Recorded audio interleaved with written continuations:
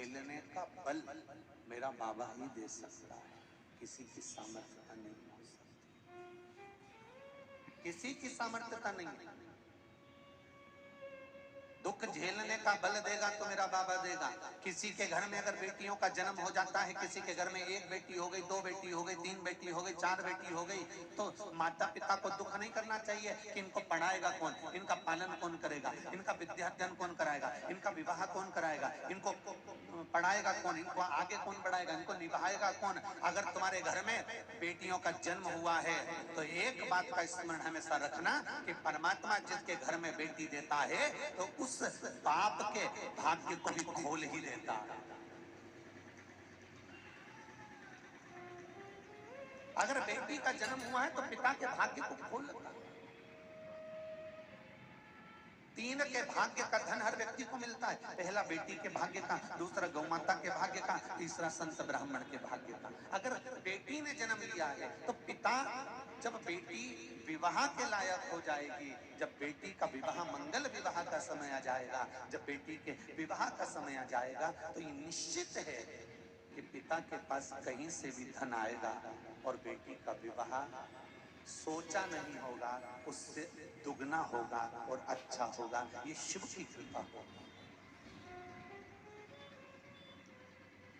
रोते तो हमें, बेटी ने जन्म ले लिया, बेटी ने जन्म ले लिया, क्या होगा और क्या। और मेरा बेटियों से भी निवेदन है,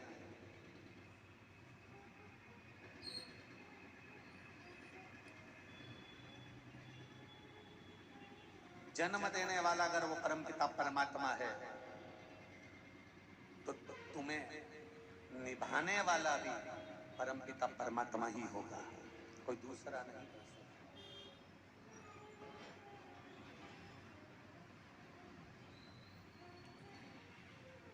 कई बेटियां ऐसी होती हैं जिनको मायके से बड़ा, मेरे मायके वाले हमको नहीं पूछ रहे, मेरे मायके वाले मुझे नहीं पूछ रहे, मेरे मायके वाले मुझे नहीं बुला रहे, मेरे मायके से कोई फोन नहीं करता, मेरे मायके से कोई मुझे लेने नहीं आता, मेरे मायके में मेरे भैया भाभी हैं वो मुझे पूछते नहीं है, मेरे मायके में मेरे ताऊ चाचा हैं वो मुझे पूछते नहीं है, मेरे मायके में ऐसा हुआ उन्होंने मुझे पूछा नहीं, मेरे मायके में ये हुआ उसने मुझे बुलाया नहीं, मेरे मायके में वो हुआ उसने मुझे पूछा नहीं, मुझे फोन आया नहीं। मेरी बेटियों से निवेदन है,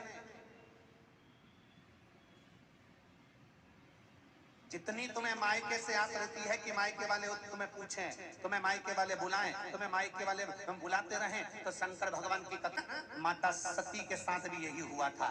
तुम ये आशा लगा कर मत बैठना कि मायके वाले तुम्हें बुलाएं या तुम्हें पूछें, तुम्हें तो आशा देवाधिदेव महादेव से लगाना चाहिए कि शंकर मुझे बुलाए।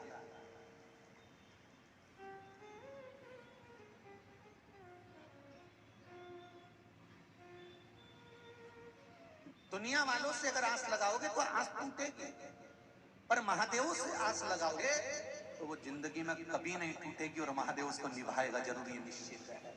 आस अगर परमात्मा से लगाई जाए तो वो निभती है, आस अगर संसार से लगाई जाए तो वो टूटती है।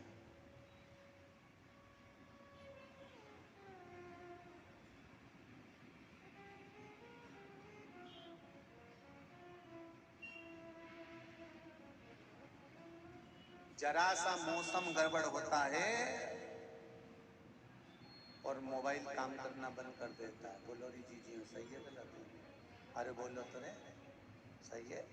जरा सा मौसम गड़बड़ हुआ और नेटवर्क नहीं मिलता, फोन नहीं लगता, मौसम गड़बड़ हुआ और नेटवर्क मिलना बंद हो गया, फोन लगना बंद हो गया, आप बेचैन हो गए, फोन क्यों नहीं लग रहा, मैं इनको कब से लगा रही हूँ, मैं इनसे बात करना चाहती हूँ, ये मेरा फोन क्यों नहीं उठा रहे, मैं इतना फोन लगा रही हूँ फोन नहीं उठा रहे। जरा सा नेटवर्क गड़बड़ हुआ और फोन नहीं लगा।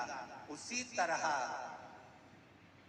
ये मन का नेटवर्क भी जब गड़बड़ हो जाता है, अहंकार में, अभिमान में, लोभ में, वासना में, तृष्णा में, जब इसका नेटवर्क मौसम गड़बड़ कर देता है, अहंकार इसका नेटवर्क गड़बड़ कर देता है, तो ये मन भी परमात्मा से बात नहीं कर पाता, फिर इसका भी मौसम गड़बड़ हो गया, फिर ये भी नहीं लग पाता।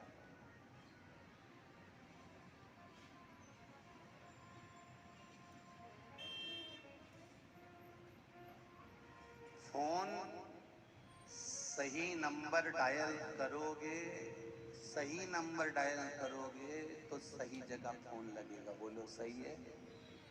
और अगर नंबर गलत डायल कर दिया तो फिर सही जगह फोन नहीं लगेगा, रॉन्ग नंबर फोन लगेगा। घंटी बजेगी जरूर, फिर रॉन्ग नंबर पर लगेगा, घंटी दूसरी जगह बजेगी। अब घंटी बजाना थी तुमको बेरू को, और वो लब बज गई जगदम्बा का।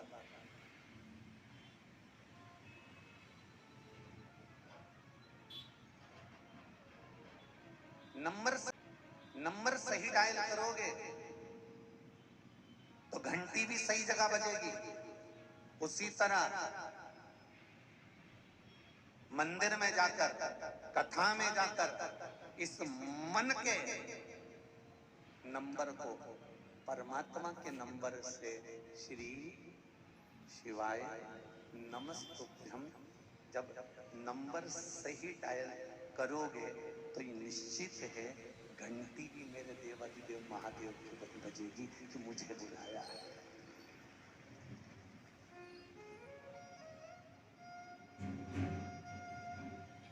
नहीं तो तुम लोटा लेके पांडु जी के मंदिर पहुंची भी थी,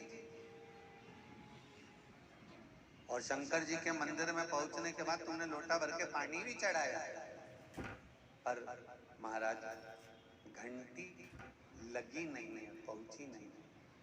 पशुपति व्रत भी करे, हमने ये भी उपाय करा, हमने वो भी उपाय करा, हमने ये भी करा, वो भी करा, उसके बाद भी अगर काम नहीं हो रहा तो समझ लेना कि घंटी सही जगह नहीं जा रही है, रॉन्ग नंबर डायल करा जा रहा है, कहीं नेटवर्क गड़बड़ हो रहा है, अहंकार या विश्वास नहीं हो पा रहा कि ऐसा करने से ऐसा होगा, विश्वास नहीं हो रहा होगा, भरोसा नहीं हो रहा होगा। मैंने तेरे ही भरोसे